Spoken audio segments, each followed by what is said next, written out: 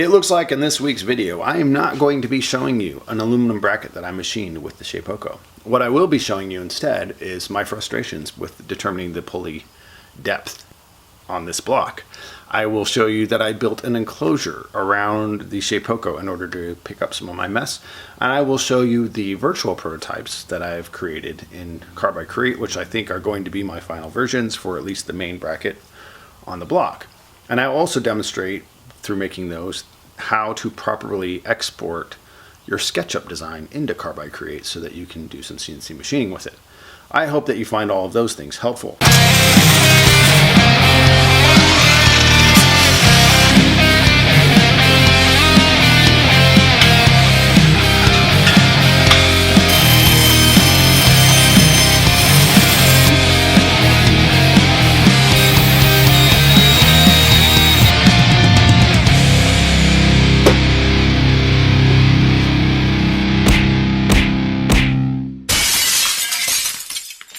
These 4 mounting holes are what the supercharger will mount into,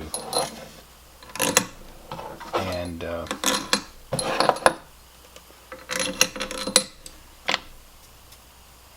it's going to go something like that, and there you go.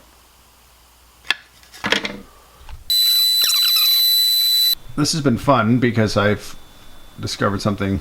So yeah, I noticed this before and I didn't realize it was doing it. That when I made the grid and the wasteboard, it seemed like it was never going all the way down and I couldn't figure out why. And it's very clear to me now that when it does a cut, when it plunges and steps down on the Z-axis, it sometimes doesn't go as far as it thinks it did. And this belt is very loose, so I probably need to tighten this belt.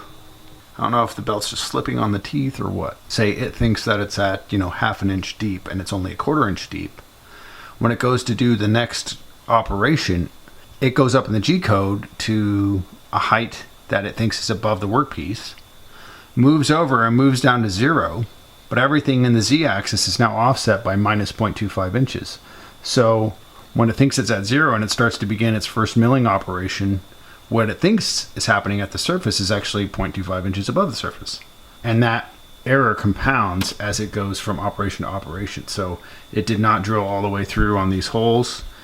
And by the time it started doing the large circle for the supercharger, it went 3 or 4 operations into that cut and never even touched the surface. So I took the router out. Right here is a set screw that pushes down on this pulley, and I turned that a few half turns and I really tightened this belt up. I hope that addresses my issue, but I also found something else, that while this clamp was holding this, it was actually loose on one of the screws. I'm going to reset my bit here, make sure that clamp is tight, reset Z0, and because this is so long, when it's sticking this far out of the router, it has a tendency to wobble, and that lateral loading on it as it cuts through. So I put another wrap on it, one less wrap than last time. Offset, start her up.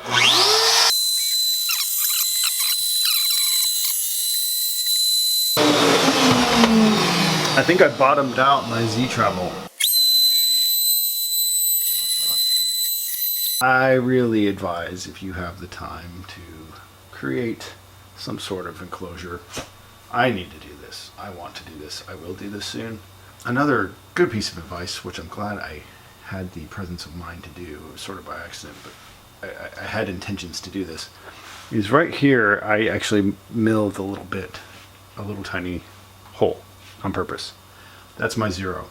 And that turned out to be very beneficial later because I have now separated all my operations into 3 independent files. And that's another piece of advice. If you can reduce your operations to individual files, that's good. It seems like it's extra work, and it actually is, but because of the problem I highlighted earlier, the error that builds in each operation translates to the next operation. I'm back using this drill bit.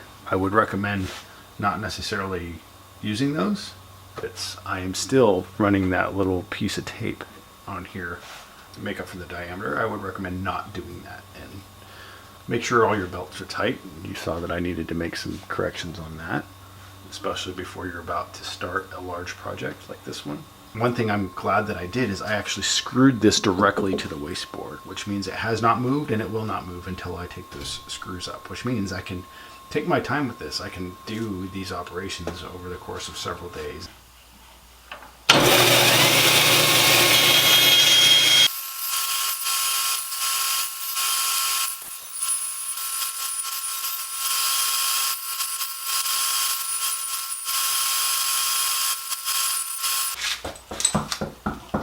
Hello?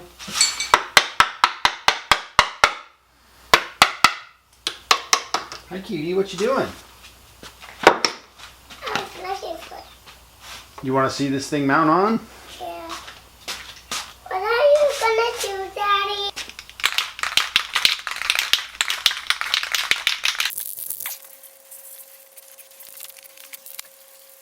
Daddy? I'm having trouble visualizing, so trying to make it look like it's metal so I can start to see what the future looks like. So you might recall that this used to have a piece that went all the way out like this. I took it off. Why did I take it off? I have a universal Rotrex mount aluminum plate. It's 1/2 inch thick. It's got the bolt pattern milled in it for the supercharger. I bought that. All this bracket needs to do is provide a place to bolt the plate with the supercharger. That's all this needs to do. And this wing would be where it bolts onto. And in fact, the supercharger will be sticking out in this direction because it needs to align with the pulley.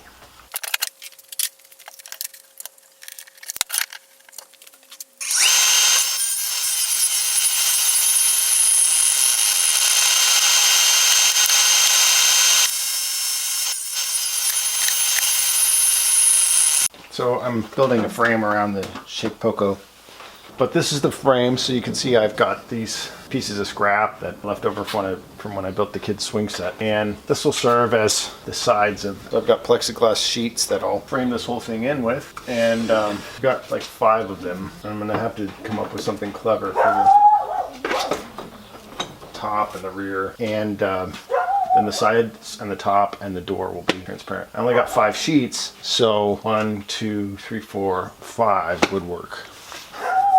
And the idea will be to have, I don't know if I'm going to do like a hinge door on the front here that will be able to be lifted, and then I can always reach in here and do service to the Shapeoko if I need to. Or the door will be able to flip up and just land on top. So I've got plexiglass on each side now, and it's just a matter of attaching the pieces in the back and building the back and the top, and I'll have a finished enclosure. All right, once the frame's done, the sides are on. I still need to put the back on and the top, but this is the general structure. This is the Shapeoko enclosure. There's a lot that needs to happen still. I just need to put it on a different bench. That's the first thing. It's not as pretty as I'd like it to be, but I like being able to put the computer and related things in a drawer, cover that up away from dust. I can access underneath and get to the wasteboard, and the range of motion is not limited. It doesn't run into anything, and I've got plenty of clearance on top. All right, so this is the status so far. I've built the plexiglass panels all the way around and went ahead and attached one on top, and it doesn't cover the entire surface area on the Shapeoko. That's all right. It doesn't need to. I'm gonna actually put this piece of wood. I'm building this all out of scrap wood, like literally scrap wood. So it's not pretty, but it's functional. This is stuff left over from my kid's swing set. So I'm gonna cut this to the right length here. And why am I doing this? Well, I'm doing this for a couple reasons. Number one, this plexiglass sheet isn't wide enough to cover the top, and so I need to fill it. But also, I need something structural on here because I'm going to put hinges. I want the door to hang like this. I got this acrylic sheet from Lowe's, from the hardware store, 20 by 32 inches. I think they're 15 bucks a piece. So it's a little bit expensive. 1, 2, 3, 4, 5 of them. That's 75 bucks in acrylic. And I was even trying to save money, but I built the rest out of scrap wood. Even this drawer and everything is all scrap wood. So it's not free, but it's low cost, and I've been efficient with the usage of my wood. So this will be, again, be looking something like this. And then I still need to make a few cuts. I have to make cross pieces for this. This frame will be a face frame, and I'll use pocket hole joinery for that. Sweet.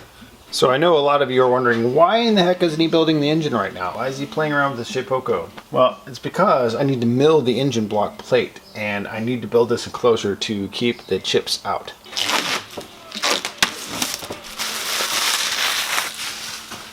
Bam! Ain't that beautiful? All right, tour around the Shapeoko case.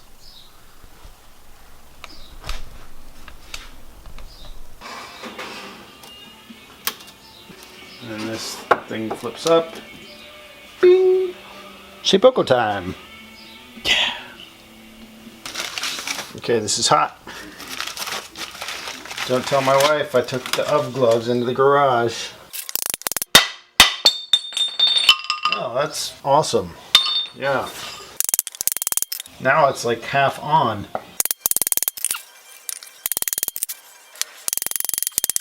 I read about different ways to do this. Consensus was BFH. I need my blue hammer. I don't know where it is. Silly me blaming it on the kids. I found it over by the vise. What this is pointing out to me is that there is a tremendous amount of imprecision in this alignment.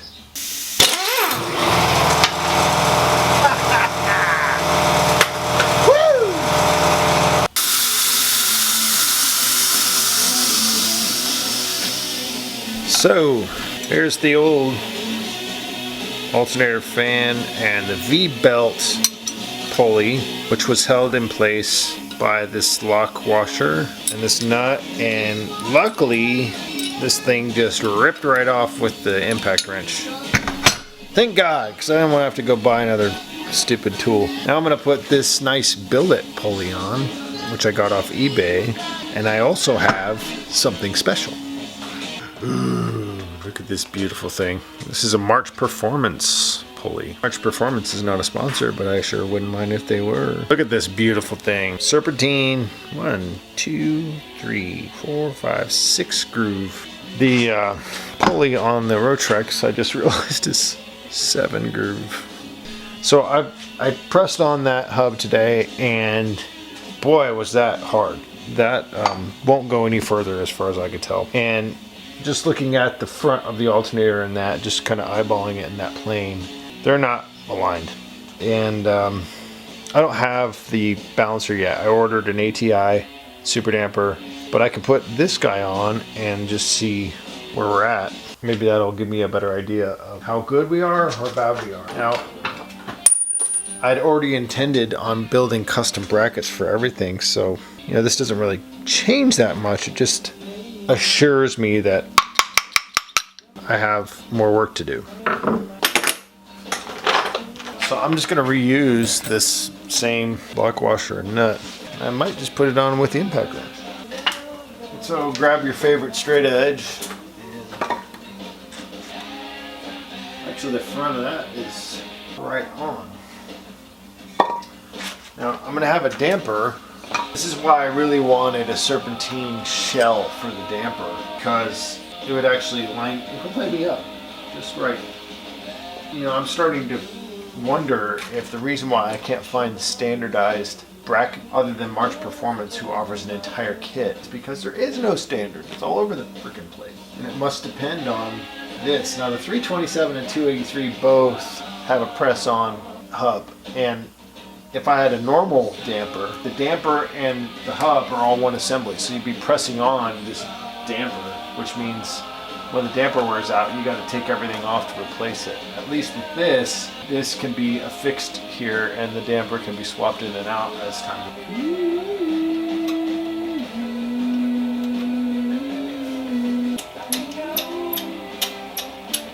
I could have sworn I bought a crank pulley for a short water pump with the intent of having everything pressed up against the block as much as possible. I'd have gotten a pulley for a long water pump.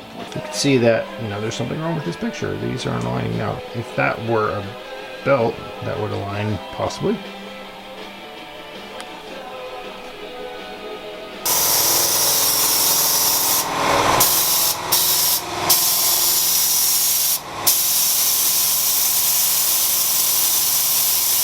What you doing? Aluminum, short water pump, small block Chevy pulley, serpentine. So I've been stalled on this a little bit because I got my super damper, I put my hub on. Super damper is just kind of finger tight on here. And what? Well, so I found a double serpentine, two two groove, I guess. There's 6 grooves in the serpentine track, but then 2 separate grooves. I found a double one for long water pump, and that was the one I showed a while back. It was a March Performance pulley. It was really nice. But as soon as I put it on, I was like, holy crap, that sticks out like 4 inches from the hub. And I've been trying to do everything short water pump. This alternator is short water pump. And I got my serpentine pulley on here. Frankly, I don't know if there's anywhere where it's defined what exactly short water pump means, i.e. how many inches from the snout of the crank is that? Does long water pump mean 7 inches from the snout of the crank and short water pump means 4? Or, are the numbers 3 and 2? Or, I don't know. I can't find that anywhere. At any rate, I want everything as close to the block as possible. Why? Well, in general, it's nice to have real estate in your engine bay, which is what I want. Plus, I expected originally that I would have alternator and power steering pump over there on one circuit and then supercharger on a dedicated circuit. Because I can't seem to find a 2-groove short water pump crank pulley, I might have to do just alternator and supercharger on one circuit, and I'm seriously leaning towards making a electric power steering pump solution, which just further complicates this project. And gives you more content to see. However, it makes it last longer. So here's how this guy mounts on here. This has a number of countersunk holes in it. And you see these nice chamfered holes. Presumably, these will be the main bolts that bolt to the hub. And then I've got these other holes, which I hoped would be exposing this offset bolt pattern to which the crank pulley would be screwed onto. So basically, how do I summarize this in an effective way? This guy bolts to the hub, and then it has a number of pass-throughs where other screws bolt the pulley to the hub. Are there other pulleys that I can basically sandwich on this? There's another consideration. The serpentine pulley on the Rotrex is like 8 ribs, and most serpentine pulleys are 6 rib. So does that mean I get a separate supercharger pulley and somehow fix it to this? How do I do that? I don't know. Can I get away with 3 screws threading all the way through this invisible attachment of supercharger pulley plus this thing through this into the hub? That seems like a really stupid thing, but maybe that's how it's done, and so I'm just trying to figure that out. So the instructions on this explicitly state that a minimum of 9 bolts must be installed, Loctited, and torqued correctly. 9! How do I get 9? It looks like there we go. There's my 9. So these countersunk chamfered holes will be sort of my main bolts there, and then I'll try to pass the remaining 3 through like that. Now, what's the next problem? Either I have installed this wrong, which is completely possible. This sucker won't go on there any further. It just won't. Like, at most I can buy myself like a 1/4 inch. I really wanted the super damper with the built-in serpentine ring, and apparently that doesn't exist for a small block Chevy. It seems to be very available for the LS1. So, not that that would matter anyway, unless it was like double thick, because as it is, where this guy mounts on the hub, this is well behind this pulley. But if there were an integrated serpentine pulley in this ring directly on this surface, I think I would have a lineup. I would have a lineup with this pulley, and I would have direct drive on the alternator from that ring. That's almost there. And if it were that thick, then I could have pulley number 2 out here, and I might not even need this short water pump pulley. So why is this so damn complicated? There's no standard diagram. There's no standard handbook for small block Chevy pulley systems. Maybe that's why companies like March Performance have a business. I think that this would be pretty straightforward. It is not. So I think I just discovered something that, maybe there's somebody out there in the world that already knows this, and the fact that I just now started makes me an idiot. I was just reviewing the videos from the prior pulley assembly stuff, and I boxed up that March Performance crank pulley, the long water pump dual serpentine channel pulley, and I returned it, and I bought this one. And I just was looking at the other video, and I saw that the back end of the pulley actually looks to be about the same depth. So it occurred to me, does long water pump just mean 2 channels, like 2 serpentine rings? and everything from here back is standard and equal between both the short water pump and long water pump pulleys. If that's the case, that is the stupidest thing ever. Why can't they just say 1 groove, 2 groove? Or I got the wrong thing. I mean, my invoice says short water pump pulley. If this is truly a short water pump pulley, why don't they just say This one is, 2.5 inches deep and the other one is 4.5 inches deep and has 2 rings instead of 1? This makes me very frustrated. I swear. There must be some solution out there where this bump out on the back of the pulley does not exist. I need something that's just flush mount. Bam, right onto that pulley. Flush mount. Maybe that's the word I should search for on Google, is flush mount SBC crank pulley. So I've been through perhaps 1, 2, 3, 4. I know I've been through 3 physical prototypes of the supercharger brackets, not including the original template that I made. But I have also now created an additional 1, 2 virtual prototypes. So where are we right now? Why don't I have one made? Well, let's go over here real quick. So this guy, I can at least get started on machining that, and then I'll have a secondary piece that bolts to the supercharger and bolts to this block. And with all those different holes, I'll have a lot of opportunities to firm it up, and might even make some brackets that will box it, sort of like a torsion box. So it'll stand off of this plate, and then I'll have some brackets on it that'll make it a torsion box. And that way, if I can make everything shorter, then I minimize that moment, and everything's super. I'll demonstrate now what I'm doing with the bracket, what the next prototype version looks like. I made one that looked kind of like an axe.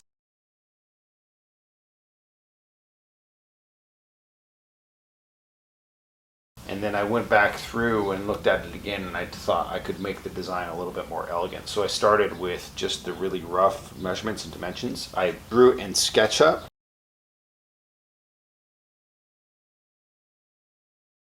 And I actually succeeded in exporting an SVG file from SketchUp so that I could import it into Carbide Create.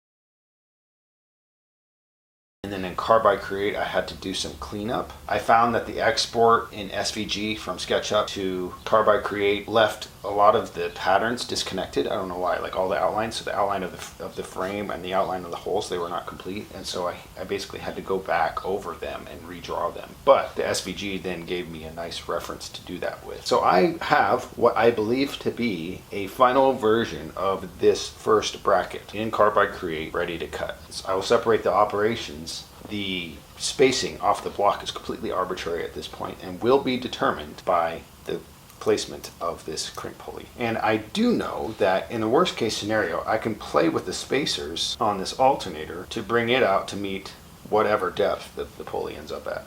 I am frustrated with myself that today I do not have an aluminum bracket yet made, nor do I have a solution for the damper and the crank pulley, even though I've bought and returned several pieces. Engine block remains in progress. Shapeoko making progress. Hope you like it.